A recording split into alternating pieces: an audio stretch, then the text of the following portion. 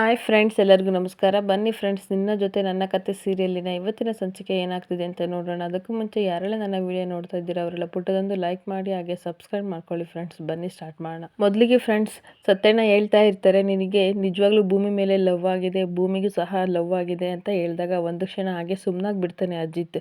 ಏನು ಸತ್ಯಣ್ಣ ಹೀಗಂತಿದೀಯ ಅಂದಾಗ, ಹೌದು, ನಾನೊಬ್ಬ ದಡ್ಡ ಶಿಖಾಮಣಿ, ನಿನಗೂ ಲವ್ ಆಗಿದೆ, ಅವಳಿಗೂ ಲವ್ ಆಗಿದೆ, ಆದರೆ ನೀವಿಬ್ಬರಿಗೂ ಸಹ ಅರ್ಥ ಆಗ್ತಿಲ್ಲ, ಆದರೆ ಮಧ್ಯದಲ್ಲಿ ನನಗೆ ಮಾತ್ರ ಎಲ್ಲ ಅರ್ಥ ಆಗ್ತಿದೆ ಅಂತ ಹೇಳ್ತಾ ಇರ್ತಾನೆ. ಅವಾಗ ಅಜಿತ್ ಹೇಳ್ತಾನೆ, ನೋಡು ಸತ್ಯಣ್ಣ, ನೀನು ನನಗೆ ಹೇಳೋದಕ್ಕೆ ಪರವಾಗಿಲ್ಲ, ಏನಾದರೂ ಇದನ್ನು ಬಾಯ್ಬಿಡ್ಕಿ ಕೇಳ್ಕೊಂಡ್ರೆ ನಿಮ್ಮ ಎದೆ ಮೇಲೆ ಬಂದುಬಿಟ್ಟು ಐಗಿರಿ ನಂದಿನಿ ಅಂತ ಡ್ಯಾನ್ಸ್ ಮಾಡಿಬಿಡ್ತಾಳೆ ಅಷ್ಟೇ ಅಂತ ಹೇಳ್ತಾ ಇರ್ತಾನೆ. ಅವಾಗ ಸತ್ಯಣ್ಣ ಹೇಳ್ತಾ ಇರ್ತೀನಿ, ಅಯ್ಯೋ ಹಂಗೆಲ್ಲ ಮಾಡಬೇಡ ಕಣಪ್ಪ ಅಂದಾಗ, ಅಲ್ಲಿ ಪೊಲೀಸ್ ಜೀಪ್ ತರಿಸ್ತೀನಿ, ಇಲ್ಲೇ ಹತ್ರ ಇದೆ ಮಲ್ಕೋತೀರ ಅಂದಾಗ, ಬೇಡ ಬೇಡ, ನಾನೇನು ಕೈದಿನ ಪೊಲೀಸಲ್ಲಿ ಜೀಪಲ್ಲಿ ಮಲ್ಕೊಳ್ಳೋಕ್ಕೆ, ನಾನು ಇಲ್ಲೇ ಎಲ್ಲೋ ಅಂತ ಮಲ್ಕೋತೀನಿ, ನೀವು ಹಾಗೆ ಕನಸು ಕಾಣಿ ಅಂತ ಹೇಳ್ತಾ ಇರ್ತೇನೆ. ಅವಾಗ ಮತ್ತೆ ಸೋಫಾ ಮೇಲೆ ಮಲ್ಕೊಳಕ್ಕೆ ಹೋಗ್ತೇನೆ. ಅವಾಗ ಅಯ್ಯೋ ತಾಡಪ್ಪ, ನಿನ್ನ ಪ್ರೀತಿಯಿಂದ ಕೊಟ್ಟಿರೋದನ್ನು ಒಚ್ಕೊ ನೀನೇ ಆಯಿತಾ ಅಂದ್ಬಿಟ್ಟು ಎದ್ದು ಹೋಗ್ತಾನೆ. ಈ ಕಡೆ ಹಾಗೆ ಅಜಿತ್ ಯೋಚನೆ ಮಾಡ್ಕೊಂಡು ಕೂತ್ಕೋತಾನೆ. ಇನ್ನೊಂದು ಕಡೆ ಶ್ರವಣ್ ಮನಸ್ವಿನ ಡೌಟ್ ಕೇಳ್ತಾ ಇರ್ತೇನೆ. ಒಂದು ಅನುಮಾನ ಇದೆ ಅಂದಾಗ ಎಲ್ಲರೂ ಸಹ ಶಾಕ್ ಆಗಿರ್ತಾರೆ. ಅವಾಗ ಏನಪ್ಪ, ನನ್ನಿಂದನೇ ಅನುಮಾನ ಇದೆಯಾ ಅಂತ ಮನಸ್ವಿನಿ ಕೇಳ್ತಾ ಇರ್ತಾಳೆ. ಅವಾಗ ನಮ್ಮ ಅಲ್ಲಮ್ಮ, ನೀನು ಇಷ್ಟು ದೊಡ್ಡೋಳಾಗಿದೆಯಾ, ಓದ್ಕೊಂಡಿದೆಯಾ, ನರ್ಸಿಂಗ್ ಬೇರೆ ಆಗಿದೆಯಾ, ಆದರೆ ಅಪ್ಪ ಅಮ್ಮನ ಹುಡ್ಕೋನ ಪ್ರಯತ್ನ ನೀನು ಯಾಕೆ ಮಾಡಲಿಲ್ಲ ಅಂದಾಗ ಒಂದು ಕ್ಷಣ ಅವಳಿಗೆ ಶಾಕ್ ಆಗಿಬಿಡುತ್ತೆ. ಅವಾಗ ದೇವಿಯನ್ನೇ ಹೇಳ್ತಾಳೆ, ಬಾವಾ ಅಷ್ಟೇನಾ, ಬಿಟ್ಬಿಡಿ, ಯಾಕೆ ಅದನ್ನು ಕೇಳ್ತಾ ಇದ್ದೀರಾ, ಅವಳಿಗೆ ಕಳೆದೋದಾಗ ಅವಳು ತುಂಬ ಚಿಕ್ಕವಳು, ಅವಳಿಗೆ ಏನೂ ಅರ್ಥ ಆಗ್ತಿರ್ಲಿಲ್ಲ, ಅದಕ್ಕೆ ಸಹ ಹುಡ್ಕೋಕ್ಕೆ ಪ್ರಯತ್ನ ಮಾಡಿಲ್ಲ ಅಂತ ಅನಿಸುತ್ತೆ ಅಂತ ಹೇಳ್ತಾ ಇರ್ತಾಳೆ. ಆವಾಗ ಮನಸ್ವಿನಿ ಹೇಳ್ತಾ ಇರ್ತಾಳೆ, ಹೌದಪ್ಪ, ಅಲ್ಲಿರೋರು ಯಾರೂ ಸಹ ಅಪ್ಪ ಅಮ್ಮನ ಹುಡುಕ್ತಾ ಇರಲಿಲ್ಲ, ಅದಕ್ಕೆ ನಾನು ಹುಡುಕ್ಲಿಲ್ಲ, ಅಷ್ಟಲ್ಲದೆ ನಾನು ಬಿಟ್ಟೋಗಿದ್ರಲ್ಲ ಅವ್ರನ್ನೂ ಸಹ ನಾನು ಹುಡ್ಕೋಕ್ಕೆ ಟ್ರೈ ಮಾಡಲಿಲ್ಲ ಅಂತ ಹೇಳ್ತಾ ಇರ್ತಾಳೆ.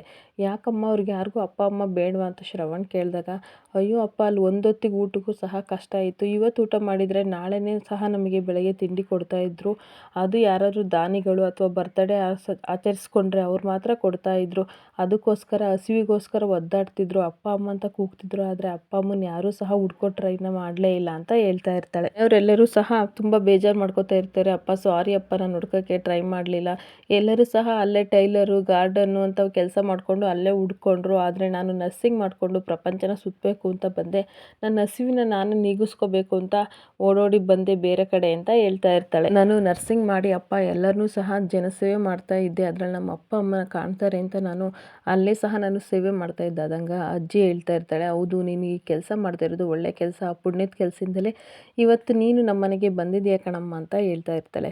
ಅವಾಗ ನಾರಾಯಣ್ ಸಹ ಹೇಳ್ತಾ ಇರ್ತಾನೆ, ಹೌದು, ನಮ್ಮ ಶ್ರವಣ್ ಏನು ಕಮ್ಮಿ ಅಲ್ಲ, ಎಲ್ಲ ದೇವಸ್ಥಾನ ಸಹ ಸುತ್ತಾಡ್ತಾ ಇದ್ರು, ಅದಕ್ಕೋಸ್ಕರ ಕಣಮ್ಮ ನೀನು ಸಿಕ್ಕಿದ್ದು, ಇನ್ನು ಸದ್ಯದಲ್ಲಿ ಶಾರದಾ ಒಬ್ಬರು ಸಿಕ್ಬಿಟ್ರೆ ಅಷ್ಟೇ ಸಾಕು ಅಂತ ಹೇಳ್ತಾ ಇರ್ತಾರೆ. ಅವಾಗ ದೇವಿಯಾನಿ ಹೇಳ್ತಾ ಇರ್ತಾಳೆ ಮನಸಲ್ಲೇ, ಖಂಡಿತ ಸಿಗಲ್ಲ ಭಾವ, ಅವಳು ಯಾವತ್ತೂ ಸಹ ನಿಮ್ಗೆ ಸಿಗಲ್ಲ, ನಿಮ್ಮ ಕನಸು ಸಹ ನನಸಾಗಲ್ಲ, ಹೀಗೆ ನೀವು ಹುಡುಕ್ತಾ ಇರಬೇಕು ಅಷ್ಟೇ ಅಂತ ಹೇಳ್ಬಿಟ್ಟು ಎಲ್ಲರೂ ಸಹ ಗುಡ್ ನೈಟ್ ಅಂತ ವಿಶ್ ಮಾಡಿಬಿಟ್ಟು ಮನಸ್ವಿಗೆ ಹೋಗ್ತಾ ಇರ್ತಾರೆ. ಆವಾಗ ಅವರಪ್ಪ ಮಾತ್ರ ಹಾಗೆ ನಿಂತ್ಕೋತಾನೆ. ಅಪ್ಪ ಹೋಗಪ್ಪ, ಟೈಮ್ ಆಗಿದೆ ಅಂತ ಮನಸ್ವಿನಿ ಹೇಳಿದಾಗ, ಸರಿ ನಮ್ಮ ಗುಡ್ ನೈಟ್ ಅಂದಾಗ ಅವಳು ಸಹ ಗುಡ್ ನೈಟ್ ಅಪ್ಪ ಅಂತಾಳೆ. ಇನ್ನೊಂದ್ಸಲ ಹೇಳು ಮಗಳೇ ಅಂತ ಹೇಳಿದಾಗ, ಸರಿ ಅಪ್ಪ ಗುಡ್ ನೈಟ್ ಅಂದಾಗ ಮಲಗಿಸ್ಬಿಟ್ಟು ಬೆಡ್ಶೀಟ್ ಉತ್ಬಿಟ್ಟು ಅವನು ಸಹ ಹೋಗ್ತಾನೆ. ಆದರೆ ಈ ಕಡೆ ಮನಸ್ವಿನಿ ಮಾತ್ರ ಸಿಟ್ಟು ಅಂದ್ಕೊಂಡು ಎದ್ದು ಕೂತ್ಕೊಂಡು ಹಾಗೆ ಯೋಚನೆ ಮಾಡ್ತಾ ಇರ್ತಾಳೆ. ಈ ಕಡೆ ಭೂಮಿನೂ ಸಹ ಕನ್ವರ್ಸ್ತಾ ಇರ್ತಾಳೆ ಮಲ್ಕೊಂಡು, ಅಪ್ಪ ಗುಡ್ ನೈಟ್, ಅಪ್ಪ ಗುಡ್ ನೈಟ್ ಅಂತ ಹೇಳ್ತಾ ಇರ್ತಾಳೆ. ಅವಾಗ ಲಕ್ಷ್ಮಕ್ಕ ಎದ್ಬಿಟ್ಟು, ಭೂಮಿ ಏನಾಯಿತು, ಯಾಕೆ ಕನ್ವರ್ಸ್ತಿದ್ಯಾ ಅಂದಾಗ, ಅಪ್ಪ ನೆನಪಾಯ್ತು ಅಂದಾಗ, ಇಲ್ಲ ಅಂತಾಳೆ. ಆದರೆ ನೀನು ಕನ್ವರ್ಸ್ತಿದ್ದೆ ಕಣಮ್ಮ ಅಂದಾಗ, ಇದು ಅಯ್ಯೋ ಲಕ್ಷ್ಮಕ್ಕ ಸಾರಿ, ನನಗೆ ಗೊತ್ತಾಗಲಿಲ್ಲ ಅಂತ ಹೇಳ್ತಾ ಇರ್ತಾರೆ. ಸರಿ ಆಯಿತು ಮಲ್ಗು ಅಂತ ಹೇಳ್ಬಿಟ್ಟು ಲಕ್ಷ್ಮಿ ಮಲಗ್ತಾಳೆ. ಇನ್ನೇನು ಮಲ್ಕೊಳಕ್ಕೆ ಅಂತ ಹೋಗ್ತಾಳೆ ಭೂಮಿ. ಆವಾಗ ಮತ್ತೆ ಸಾಹೇಬ್ರು ನೆನಪಾಗ್ತಾರೆ. ಇದೇನು ಸತ್ಯಣ್ಣ ಸಾಹೇಬ್ರು ಇಬ್ಬರು ಸಹ ಮಾತಾಡ್ತಾ ಇಲ್ವಾ, ಹಾಗಾದರೆ ನೋಡೋಣ ಅಂದ್ಬಿಟ್ಟು ಡೋರ್ ತೆಗೆದು ಹೊರಗಡೆ ಬರ್ತಾಳೆ. ಅಜಿತ್ ಹಾಗೆ ಚೇರ್ ಮೇಲೆ ಹಾಗೆ ಮಲಗಿರ್ತಾನೆ. ಅವಾಗ ಯೋಚನೆ ಮಾಡ್ತಾಳೆ ಭೂಮಿ, ಛೇ, ಇವ್ರು ಯಾಕೆ ನಮ್ಮನೇಲಿ ಬಂದು ಬಾಕ್ಲು ಮುಂದೆ ಈ ಥರ ಮಲಗಿದಾರಲ್ವಾ, ಇವ್ರು ಯಾಕೆ ನನ್ನನ್ನು ಈ ಥರ ಕಾಪಾಡ್ತಾ ಇದ್ದಾರೆ ಅಂತ ಯೋಚನೆ ಮಾಡಿಕೊಂಡು, ಏನಾದರೂ ನಮ್ಮಿಬ್ಬರು ಸಹ ದೇವರು ಮಾಡಿರುವ ನಿರ್ಣಯ ಸಂಬಂಧ ಏನಾದರೂ ಆಗಿದೆಯಾ ಅಂತ ಹಾಗೆ ಯೋಚನೆ ಮಾಡಿಕೊಂಡು ಅಜಿತ್ ಹತ್ರ ಬರ್ತಾಳೆ. ಬಂದುಬಿಟ್ಟು, ಅಯ್ಯೋ ಇಲ್ಲ ಇಲ್ಲ ದೇವ್ರೆ, ನಾನು ಯಾಕೆ ಈ ಥರ ಯೋಚನೆ ಮಾಡ್ತಾ ಇದ್ದೀನಿ, ನನ್ನ ಬಾಯಲ್ಲಿ ಯಾಕೆ ಈ ಥರ ಮಾತು ಬರ್ತಾ ಇದೆ, ಅವರು ನಿಜವಾಗ್ಲೂ ಸಹ ಕಾಂಟ್ರಾಕ್ಟ್ ಮದುವೆ ಆಗಿರೋದಕ್ಕೋಸ್ಕರ ಅವರು ಈ ಥರ ಮಾಡ್ತಾ ಇದ್ದಾರೆ ಅಷ್ಟೇ, ಅವ್ರ ಮನಸ್ಸಲ್ಲಿ ಇಂಥ ಭಾವನೆ ಬರಲ್ಲ, ನಾನೆಲ್ಲಿ ಅವರೆಲ್ಲಿ ಅಂತ ಹೇಳ್ಕೊಂಡು, ಈ ಕಾಂಟ್ರಾಕ್ಟ್ ಮದುವೆಗೋಸ್ಕರ ಅಷ್ಟೇ ಅವರು ನನ್ನ ಜೊತೆ ಇರೋದು, ಅದು ಮುಗಿದ್ಮೇಲೆ ಅವರು ಖಂಡಿತ ಇರಲ್ಲ, ಆದಷ್ಟು ಬೇಗ ನಮ್ಮ ಅಮ್ಮ ನನ್ನ ಜೊತೆ ಬರೋಂಗೆ ಮಾಡು ದೇವ್ರೆ, ಅಂಜನನ ಮದುವೆ ಆಗಿ ಹೋಗಂಗೆ ಮಾಡು ದೇವ್ರೆ, ಅವಾಗ ಈ ಕಾಂಟ್ರಾಕ್ಟ್ ಸಂಬಂಧಕ್ಕೊಂದು ಕೊನೆ ಆಗುತ್ತೆ ಅಂತ ಕಣ್ಣೀರು ಹಾಕ್ಕೊಂಡು ಅಳ್ತಾ ಅಜಿತ್ನ ಹಾಗೆ ನೋಡಿಕೊಂಡು ಮನೆ ಒಳಗೆ ಹೋಗ್ತಾಳೆ. ಇನ್ನೊಂದು ಕಡೆ ದೇವಿ ಆನಿ ಅಶ್ವಿನಿನ ಕರ್ಕೊಬಂದ್ಬಿಟ್ಟು, ನೋಡು ಅಶ್ವಿನಿ, ನಾವೆಲ್ಲ ಮುಗ್ದೋಗಿದ್ವಿ ಅಂತ ಅಂದ್ಕೊಂಡಿದ್ದೀವಿ, ಆದರೆ ಆ ಥರ ಇರಬಾರ್ದು ಅಂತ ಹೇಳ್ತಾ ಇರ್ತಾಳೆ. ಏನಾಯಿತು ಮೇಡಮ್ ಅಂದಾಗ, ನೋಡು ನೀನು ಯಾರು ಏನು ಎತ್ತ ಅಂತ ನಾನು ಅಂಜನಿಗೆ ಹೇಳೋ ಪರಿಸ್ಥಿತಿ ಬಂತು, ಅದಕ್ಕೆ ಹೇಳಿದ್ದೆ ಅಂತ ಅಂದಾಗ ಒಂದು ಕ್ಷಣ ಶಾಕ್ ಆಗಿಬಿಡ್ತಾಳೆ. ಅವಾಗ ಹೋಗ್ಲಿ ಬಿಡಿ ಮೇಡಮ್, ಅವಳಿಂದ ಏನು ತೊಂದರೆ ಇಲ್ವಲ್ಲ ಅಂತ ಅಶ್ವಿನಿ ಹೇಳ್ತಾ ಇರ್ತಾಳೆ. ಆದರೆ ನೀನು ಫುಲ್ಲು ಮನಸ್ವಿನಿ ಅಂತ ಮನೆಯವರೆಲ್ಲರೂ ಸಹ ನಂಬೋ ಹಾಗೆ ನೀನು ಮಾಡಬೇಕು ಅಂತ ಹೇಳ್ತಾ ಇರ್ತಾಳೆ. ಮೇಡಮ್ ಎಲ್ಲರೂ ಸಹ ನಂಬಿದಾರಲ್ಲ ಅಂದಾಗ, ಅಜಿತ್ ಬಿಟ್ಟು ಬೇರೆ ಎಲ್ಲರೂ ನಂಬಿದ್ದಾರೆ, ಆದರೆ ಅಜಿತ್ ನಿನ್ನ ಮೇಲೆ ತುಂಬ ಅನುಮಾನ ಇನ್ನೂ ಪಡ್ತಾ ಇದ್ದೇನೆ ಅಂತ ನನಗೆ ಅನ್ನಿಸ್ತಿದೆ ಅಂತ ಹೇಳ್ತಾ ಇರ್ತಾಳೆ. ಆದಷ್ಟು ಬೇಗ ಅವನು ಕೂಡ ನಿನ್ನನ್ನು ತುಂಬ ನಂಬಬೇಕು, ಹಾಗೆ ಭೂಮಿನೂ ಸಹ ವಾಪಸ್ ಯಾವತ್ತೂ ಮನೆಗೆ ಬರಬಾರ್ದು, ಆ ಥರ ನಾವು ಪ್ಲ್ಯಾನ್ ಮಾಡಬೇಕು ಅಂತ ಇಬ್ಬರು ಯೋಚನೆ ಮಾಡ್ತಾ ಇರ್ತಾರೆ. ಇನ್ನೊಂದು ಕಡೆ ಭೂಮಿ ತುಂಬ ಚಳಿ ಆಗ್ತಿದೆ ಅಂದ್ಬಿಟ್ಟು 2 ಬೆಡ್ಶೀಟ್ ತಂದುಬಿಟ್ಟು ಸತ್ಯಣ್ಣನಿಗೂ ಸಹ ಒಂದು ಒದಿಸ್ತಾಳೆ. ಇನ್ನೊಂದು ಅಜಿತ್ಗೆ ಅಂತ ಒದಿಸಕ್ಕೆ ಹೋಗ್ತಾಳೆ. ಅವನು ಎದ್ದು ಗಟ್ಟಿಯಾಗಿ ಹಾಗೆ ತಪ್ಕೊಂಡ ರೀತಿ ಕನಸು ಕಾಣ್ತಾ ಇರ್ತಾಳೆ. ಆಮೇಲೆ ಇನ್ನೇನು ಬೆಡ್ಶೀಟ್ ಒದಿಸೋಕ್ಕೆ ಅಂತ ಹೋಗ್ತಾಳೆ. ಅವನು ಆಗ ಎಚ್ಚರ ತಪ್ಪಿಬಿಟ್ಟು ಎದ್ದು ಬಿಡ್ತಾನೆ ಸಡನ್ನಾಗಿ. ಏಯ್ ಬಾಯ್ಬಡಿಕೆ, ಇಲ್ಲ್ಯಾಕೆ ನಿಂತಿದ್ದೀಯಾ, ಬಂದ್ಬಿಟ್ಟು ನನ್ನ ತಪ್ಕೊಳಕ್ಕೆ ಬಂದಿದ್ದೀಯಾ ಅಂದಾಗ, ಅಯ್ಯೋ ನಾನ್ಯಾಕೆ ನಿಮ್ಮನ್ನು ತಪ್ಕೊಳ್ಳಿ, ಕನಸಲ್ಲೂ ಸಹ ನಾನು ನಿಮ್ಮನ್ನು ತಪ್ಕೊಳ್ಳಲ್ಲ, ನನಗೆ ಆ ಆಲೋಚನೆ ಇಲ್ಲ, ನಿಮಗೆ ಇರೋದು ಅಂತ ಬೈತಾ ಇರ್ತಾಗ ಅಜಿತ್ ಹೇಳ್ತಾನೆ, ಕನ್ಸಲ್ಲಿ ಮತ್ತೆ ಯಾಕೆ ಬಂದೆ ಅಂದಾಗ, ಏನೋ ಅದು ಕನಸು ಅಷ್ಟೇ, ಜಸ್ಟ್ ಏನೂ ಇಲ್ಲ ಅಂತ ಅಂದಾಗ, ಮತ್ತು ಕನಸಲ್ಲೂ ಬರಲ್ಲ ಅಂತ ಹೇಳ್ತಾ ಇದ್ದೆ ಅಂದಾಗ, ಅಯ್ಯೋ ಸಾಹೇಬ್ರೆ, ನಾನು ಯಾಕೆ ನಿಮ್ಮನ್ನು ತಪ್ಕೊಳ್ಳಿ, ನನಗೆ ಅಂತ ಆಸೆ ಎಲ್ಲ ಇಲ್ಲ ಅಂತ ಹೇಳ್ತಾ ಇರ್ತಾಳೆ. ಏನೋ ಮಿಸ್ ಆಗಿ ಕನಸಲ್ಲಿ ಬಂದಿರ್ಬೋದು, ಬಿಟ್ಬಿಡಿ ಅಂತ ಹೇಳ್ತಾ ಇರ್ತಾಳೆ. ಈ ಕಡೆ ಸತ್ಯಣ್ಣ ತುಂಬ ನಗಾಡ್ತಾ ಇರ್ತಾನೆ. ಯಾಕೆ ನಗಾಡ್ತಾ ಇದ್ದೀರಿ ಸತ್ಯಣ್ಣ ಅಂದಾಗ, ಅಲ್ಲ ಗಂಡ ಹೆಂಡತಿ ಹೋಗಿ ಎಲ್ಲಾರ ಒಳಗಡೆ ಮಲ್ಕೊಳ್ಳೋದು ಬಿಟ್ಟು ಈ ಥರ ನಗಾಡ್ತಾ ಇದ್ದೀರಲ್ಲ, ಈ ಥರ ಆಡ್ತಾ ಇದ್ದೀರಲ್ಲ, ಅದಕ್ಕೆ ನನಗೂ ಸಹ ತುಂಬ ನಗು ಬರ್ತಿದೆ ಅಂತ ಹೇಳ್ತಾ ಇರ್ತಾನೆ. ಅಯ್ಯೋ ನೀವೊಬ್ರು ಸುಮ್ಮನೆ ಕೂತ್ಕೊಳ್ಳಿ ಸತ್ಯಣ್ಣ ಅಂತ ಭೂಮಿ ಹೇಳ್ತಾ ಇರ್ತಾಳೆ. ಅವಾಗ ಲಕ್ಷ್ಮಕ್ಕ ಹೇಳ್ತಾಳೆ, ನಮ್ಮ ಮನೇಲಿ ಇರೋದು ಒಂದೇ ರೂಮು, ಆದರೆ ಸಾಹೇಬ್ರು ಎಲ್ಲಿ ಮಲ್ಕೋತಾರೆ ಅಂತ ಹೇಳ್ತಾ ಇರ್ತಾಳೆ. ಏನು ಪರವಾಗಿಲ್ಲ, ನಾನು ನಮ್ಮ ಮನೆಗೆ ಹೋಗ್ತೀನಿ, ಅಲ್ಲೇ ಬೆಳಗಾಗಕ್ಕೆ ಬಂದಿದ್ದೆ ಅಂತ ಈ ಕಡೆ ಅಜಿತ್ ಹೇಳ್ತಾ ಇರ್ತಾನೆ. ಅಮ್ಮ ಬೇರೆ ಟೆನ್ಷನ್ ತಗೋತಾರೆ ಅಂದಾಗ ಭೂಮಿ ಹೇಳ್ತಾಳೆ, ಒಂದು ಗ್ಲಾಸ್ ಟೀ ಮಾಡಿಕೊಡ್ಲಾ ನಿಮಗೆ ಅಂದಾಗ, ನನಗೇನು ಬೇಡ ಅಂದಾಗ, ಏನು ಇಷ್ಟೊಂದು ಥರ ಕೇರ್ ಮಾಡ್ತೀಯ ಅಂತ ಸತ್ಯಣ್ಣ ಕೇಳ್ತಾನೆ. ಚಳಿ ಅಲ್ವಾ ಅದಕ್ಕೆ ಅಷ್ಟೇ ಸತ್ಯಣ್ಣ ಅಂದಾಗ, ನಿಮಗೂ ಬೇಕಾದಾಗ ಏನು ಬೇಡ ಅಂತ ಹೇಳ್ತಾರೆ.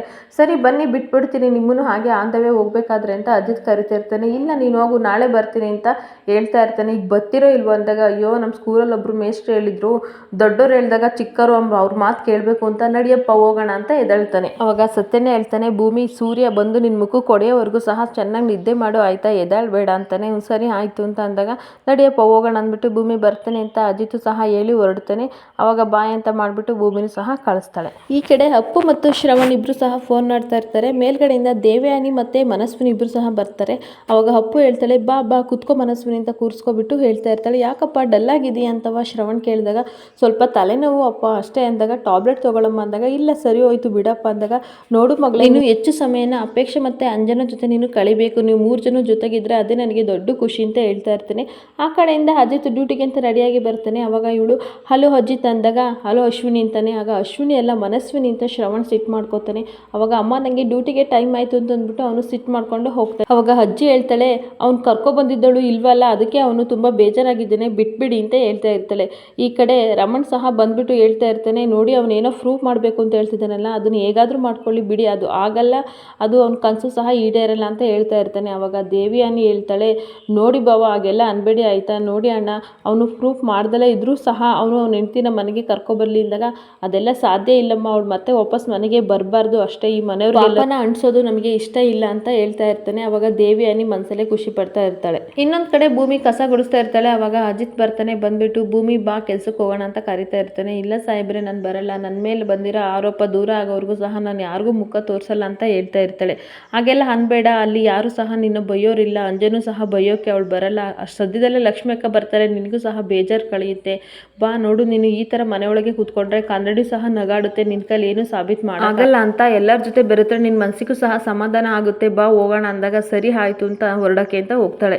ಈ ಕಡೆ ಅಜಿತ್ ಸದಾನಂದ್ಗೆ ಸ್ಟೇಷನಲ್ಲಿ ಕಾಲ್ ಮಾಡಿಬಿಟ್ಟು, ನೋಡಿ ಸದಾನಂದ್ ಅವರೇ, ಅವತ್ತು ಭೂಮಿ ರೈಡ್ ಆಗಿದ್ಲಲ್ಲ, ಆ ಲಾಡ್ಜು ಡೀಟೇಲ್ಸ್ ಬೇಕು, ಮತ್ತು ಯಾರ್ಯಾರು ಕಾಲ್ ಮಾಡಿದ್ರು ಅದೆಲ್ಲ ಕಾಲ್ ಡೀಟೇಲ್ಸ್ ಬೇಕು ನನಗೆ, ಬೇಗ ಅದನ್ನು ಕಳಿಸ್ಕೊಡಿ, ಮೇಲ್ ಹಾಕಿ, ಇಲ್ಲಾಂದರೆ ಎಮರ್ಜೆನ್ಸಿ ಅಂತ ಹೇಳ್ಬಿಟ್ಟು ಹೇಳ್ತಾ ಇರ್ತಾನೆ. ಈ ಕಡೆ ಅಜಿತ್ ಭೂಮಿನ ಕರ್ಕೊಂಡು ಸ್ಟೇಷನ್ಗೆ ಅಂತ ಬರ್ತಾ ಇರ್ತಾನೆ. ಬೈಕಲ್ಲಿ ಕರ್ಕೊಂಡು ಬರ್ತಾನೆ. ಅವಾಗ ಬೈಕ್ ಇಳಿದ್ಮೇಲೆ ಎಲ್ಲರೂ ಸ್ಟಾಫ್ ಸಹ ಅಜಿತ್ ಮತ್ತು ಭೂಮಿನ ಹಾಗೆ ನೋಡ್ತಾ ಇರ್ತಾರೆ. ಕೆಲವರು ಖುಷಿನೂ ಸಹ ಪಡ್ತಾ ಇರ್ತಾರೆ. ಅವಾಗ ಭೂಮಿ ಕೈ ಇಟ್ಕೊಂಡು ಅಜಿತ್ ನಾನು ಇದೀನಿ ನಿನಗೆ ಅಂತ ಹೇಳ್ತಾ ಇರ್ತಾನೆ. ಹಾಗೆ ಇಬ್ಬರು ನಿಂತ್ಕೋತಾರೆ. ಇಲ್ಲಿಗೆ ಈ ಸಂಚಿಕೆ ಮುಕ್ತಾಯವಾಗುತ್ತಿದೆ. ಈ ಸಂಚಿಕೆ ಇಷ್ಟ ಆದರೆ ಪುಟ್ಟದೊಂದು ಲೈಕ್ ಮಾಡಿ, ಹಾಗೆ ಸಬ್ಸ್ಕ್ರೈಬ್ ಮಾಡ್ಕೊಳ್ಳಿ ಫ್ರೆಂಡ್ಸ್. Thank you.